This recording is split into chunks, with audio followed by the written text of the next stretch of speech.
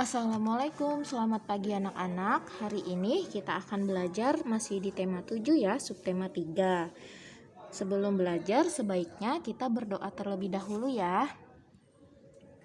Kemarin kita sudah belajar bagaimana cara warga negara Indonesia dalam mengisi kemerdekaan. Sekarang kita akan belajar bagaimana tugas pelajar dalam mengisi kemerdekaan. Mengisi kemerdekaan itu merupakan tugas dan tanggung jawab setiap warga negara Indonesia, termasuk para pelajar. Pelajar ini memiliki tugas utama, yaitu belajar dengan tekun, baik hati, dan meraih prestasi yang gemilang. Semangat para pahlawan dalam memperjuangkan kemerdekaan dapat menjadi tokoh dan teladan bagi kalian agar bersemangat dalam belajar dan meraih cita-cita ataupun prestasi. Contohnya, pahlawan pendidikan yang dapat diteladani adalah Ki Hajar Dewantara. Maka setiap tanggal kelahirannya, yaitu 2 Mei, diperingati sebagai Hari Pendidikan.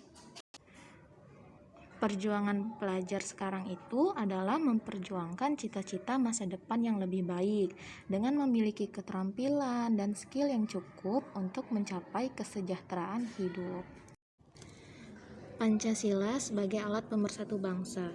Pengaplikasian nilai-nilai Pancasila dalam setiap diri bangsa untuk mencegah terjadinya konflik suku, bangsa, agama, dan daerah serta menghindari adanya tindakan untuk memisahkan diri dari NKRI atau Negara Kesatuan Republik Indonesia. Makanya kita harus memahami nilai-nilai Pancasila karena akan menciptakan dan menumbuhkan jiwa persatuan dan kesatuan. Oleh karena itu, Negara Kesatuan Republik Indonesia mencantumkan semboyan Bhinneka Tunggal Ika yang artinya berbeda-beda tetapi tetap satu jua. Selanjutnya, Ibu akan menjelaskan bagaimana contoh penerapan sila Pancasila dalam kehidupan sehari-hari. Sila pertama, lambangnya bintang yang berbunyi ketuhanan yang Maha Esa. Contoh penerapannya yaitu mengimani adanya Tuhan yang Maha Esa serta mematuhi perintah dan menjauhi larangannya. Yang kedua, menerapkan toleransi antar umat beragama. Yang ketiga, tidak merendahkan atau mencemooh agama maupun pemeluk agama lain. Lalu sila yang kedua, lambangnya rantai yang berbunyi kemanusiaan yang adil dan beradab. Contoh penerapannya mengakui persamaan hak, kewajiban, dan kedudukan semua orang itu sama di mata hukum, agama, sosial, dan lainnya. Yang kedua, saling mengedepankan sikap toleransi atau tenggang rasa antar masyarakat. Yang ketiga, menjalin pertemanan dengan siapa saja tanpa membeda-bedakan suku, agama, ras, dan lainnya. Selanjutnya, sila ketiga dilambangkan dengan pohon beringin yang berbunyi Persatuan Indonesia.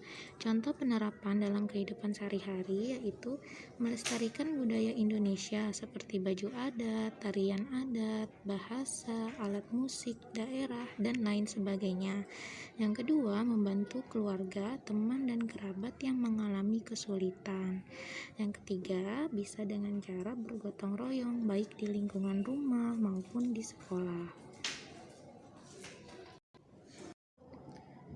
Selanjutnya, sila keempat dilambangkan dengan pohon beringin yang berbunyi kerakyatan yang dipimpin oleh hikmat kebijaksanaan dalam permusyawaratan dan perwakilan.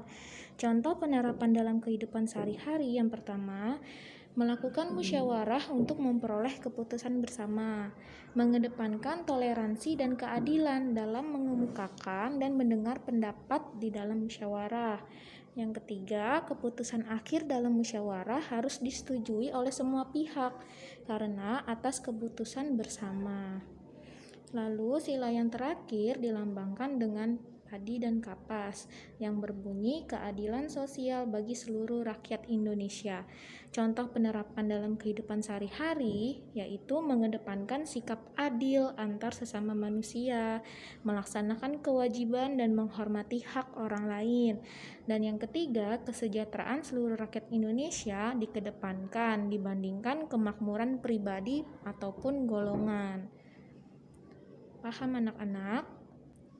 Selanjutnya, kita sebagai warga negara Indonesia harus menghargai jasa pahlawan yang sudah memperjuangkan kemerdekaan Indonesia.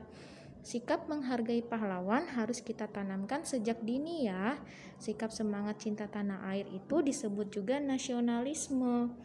Banyak pahlawan yang dimiliki oleh bangsa Indonesia, mulai dari pahlawan nasional, pahlawan kemerdekaan Indonesia, pahlawan proklamator, dan pahlawan revolusi. Contohnya ada Jenderal Ahmad Yani, Mayor Jenderal R. Suprapto, Mayor Jenderal M.T. Haryono, Mayor Jenderal S. Parman. Selanjutnya kita harus menghargai jasa pahlawan. Nah, yang pertama ada cara pemerintah Indonesia dalam menghargai jasa pahlawan. Bisa dengan penganugerahan gelar pahlawan nasional kepada para pahlawan Indonesia. Yang kedua, memakamkan para pahlawan itu di tempat yang terhormat, yakni di makam pahlawan.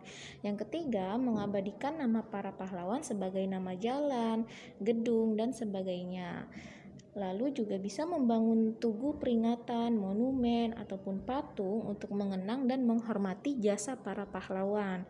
Yang kelima, memperingati peristiwa-peristiwa penting dalam perjuangan bangsa. Misalnya, ada Hari Kemerdekaan, kita memperingati Hari Kemerdekaan, Hari Kartini, Hari Kebangkitan Nasional, Hari Pendidikan Nasional, dan lain sebagainya.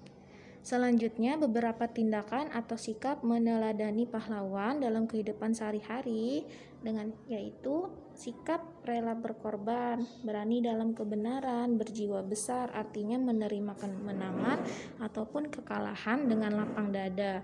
Yang terakhir, rasa cinta tanah air, seperti rasa bangga, rasa memiliki, rasa menghargai, rasa menghormati, dan loyalitas yang dimiliki oleh setiap individu atau setiap orang. Semoga anak-anak bisa memahami materi pembelajaran hari ini. Tugas kalian adalah mengerjakan soal di buku LKS tema 7 subtema 3 halaman 67, pilihan ganda saja ya. Kalau ada yang tidak mengerti boleh tanyakan ke ibu. Terima kasih. Wassalamualaikum warahmatullahi wabarakatuh.